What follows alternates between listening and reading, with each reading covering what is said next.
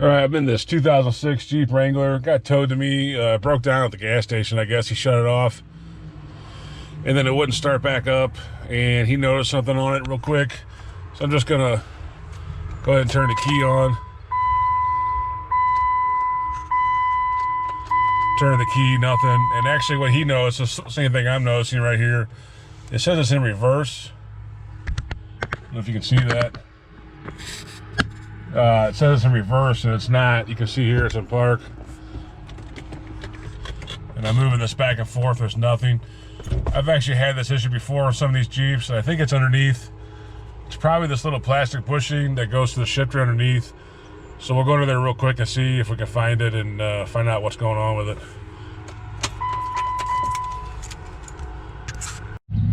All right, so it's kind of what I thought it was. You can see here, the cable is off of the lever on the transmission and this stud sticking out. There's supposed to be a bushing there, just a little cheap plastic bushing, and all it does is just press on there, then this presses on there. So I'm gonna go ahead and go to the dealer and see if I can find, hopefully they have the part in stock. But this is the shift cable right here that goes to your, inside to your shifter, and it's just completely popped off the transmission. And this one just happened to be stuck in park. So I went ahead and moved this lever to, it's stuck in reverse, I mean. So I went ahead and moved this lever to reverse. You can see here, you can kind of move it. So that'd be reverse, and this is park right here. So I'm gonna, and since the shifter's in park, it should be lined up now. So we're just gonna go get the bushing. I'll give you the part number and just show you how that pops on, and then we'll have this thing fixed and ready to go. And just to verify real quickly, I put it in park down there. You saw me move the lever back to park, and now the transmission says in park, and it should start now. Oh, great. The battery's dead. All right, well, it should have started, but the battery's dead. It turned over for a couple seconds and then just killed out on me. So I don't know if something was left on or what, but anyway, that is the fix for it. So we'll get that bushing and then give this thing a jump and get it going for him. All right, so here's the part. This goes, the open end goes towards the transmission, and then we'll pop it on. Just kind of show you the part. I'll show you the part number when I get done here, popping it on. There's all kinds of stuff going on. I'm kind of in the middle of the street here where the tow truck driver dropped it, and there's all kinds of grass and landscapers and stuff, so hopefully you can hear me, but I'm gonna pop this on the transmission and I'll show you.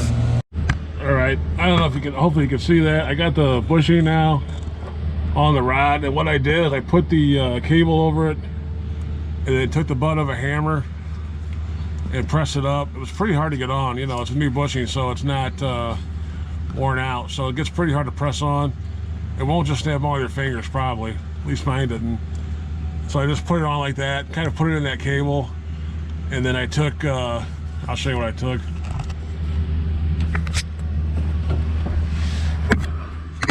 I just got the end of this hammer. I put the soft end, the handle end up there like this, and pressed it up real hard, and that popped it in. And now I'm just gonna take the cable and do the same thing. Hopefully that'll pop the cable in. All right, I got the cable on there, and what I did, I took a long pry bar. It's pretty hard to get on. Sometimes they snap right on, and this one was pretty tight. So what I did, I took a pry bar, and I kind of got in there, and got on the top of this transmission right here, where this pry bar is at, and just kind of used that as leverage and pried up on that cable and got it to go in. I did put a little semi-lube, transmission semi-lube on to make it snap on easier, but I'm not gonna lie, it was actually pretty hard to get on. Usually these things snap on pretty easy. I've actually snapped on some by hand, but this one was not going on by hand. And actually this is a 2006, and the dealer didn't even list this bushing for it. We had to look a couple years down just to get the right bushing. So I don't know what the deal is, but it's on now. It's on there. You can tell it's on all the way. You can see a good portion of the white part sticking out. So that's the tools I use to get it on there. So we'll go ahead and run it through the gears real quick and make sure it doesn't pop off, and then we'll come back on there and check it, and then that should be it. I'll give you the part number here in a minute when I get back to the shop and get the paperwork on it. So let's go up and try it a couple times, and then we'll get the part number and end this out. All right, so right now it's a park. You can see it says park. We'll put it in reverse. That's reverse, neutral, drive. You got first. And I can feel it shifting, neutral, reverse, drive, park. All right, so let me get out of there. We'll just double check, make sure nothing slipped. I mean, it shouldn't have, but we're just gonna double check anyway. And then I'll give you the part number and we'll end this thing out. All right, we're underneath it. It's running right now. And you can see it hasn't slipped off. The white bushing still, you can still see most of that white bushing, so it's all good to go. So I just like to come under here and double check it. You don't want it to fall off. If you don't have it on all the way, you don't want it to fall off when you're out somewhere and then you're stranded. So just come under here and do a quick double check on it. Make sure the bushing's seated, everything looks good, and then you'll be good to go. All right, so here's the part number: 68137 495 AA. It's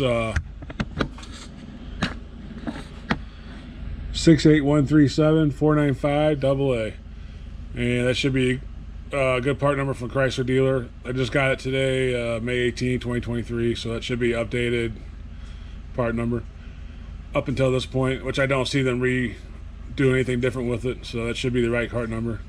So anyway, thanks for watching, and if you have a problem with your Jeep not shifting out of gear, it could be that bushing, go check that.